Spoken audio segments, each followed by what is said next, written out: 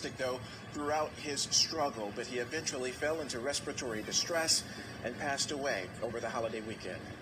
Shadel Hamilton had the perfect personality to greet passengers as a bus driver for Miami-Dade Transit. He was indeed a character with a big presence. Shadel's daughter tells us it's a job he loved for 31 years until the COVID-19 pandemic crept in earlier this year. We had heard some of his concerns about controlling the numbers on the bus, the lack of resources for cleaning the buses. After working his final shift on July 31st, Shadel's fears turned into reality when he tested positive for COVID-19 on August 3rd. Right about maybe day 3, he started having a lot of trouble with his breathing. The 62-year-old's last post on Facebook was about fighting the virus, writing, "If you have been blessed not to deal with COVID-19, thank God." One of the qualities about him I adore the most is he was strong. He was a very strong man. So to watch him go through this was extremely challenging. Shadel is the third Miami-Dade Transit worker to die this summer.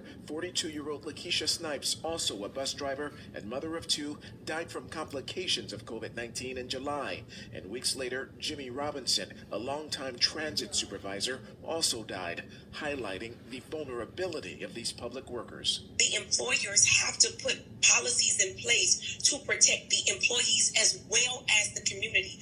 We cannot continue to operate with old policies in a global pandemic. And the Department of Transit and Public Works Not Miami with our report. Ryan?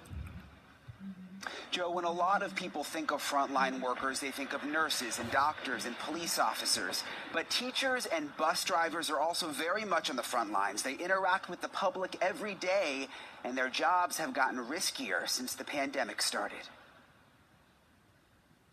Shadel Hamilton was a Miami bus driver for 29 years. When the pandemic hit, his family says he was nervous to work, but had to keep food on the table. So he brought this backpack full of cleaning supplies with him on the bus every day. He had wipes, he had a face shield, he had everything you could think, Lysol, hand sanitizer, that he was all taking to work to ensure that he would be safe. Despite taking all of those precautions, on August 3rd, Hamilton went into the hospital with COVID-19.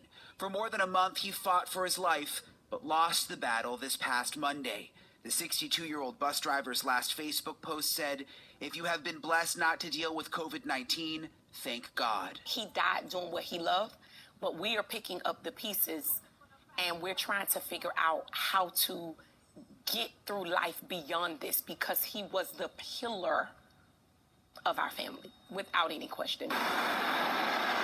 Hamilton is the third Miami-Dade Transit worker to die with the virus. The Amalgamated Transit Union, which represents bus drivers nationwide, says there have been 87 COVID-related deaths across the country. The union does not track whether the virus was the primary cause of death. It's a very scary time to be a bus driver. As far as the PPE, it's gotten better. We're still not at the N95s.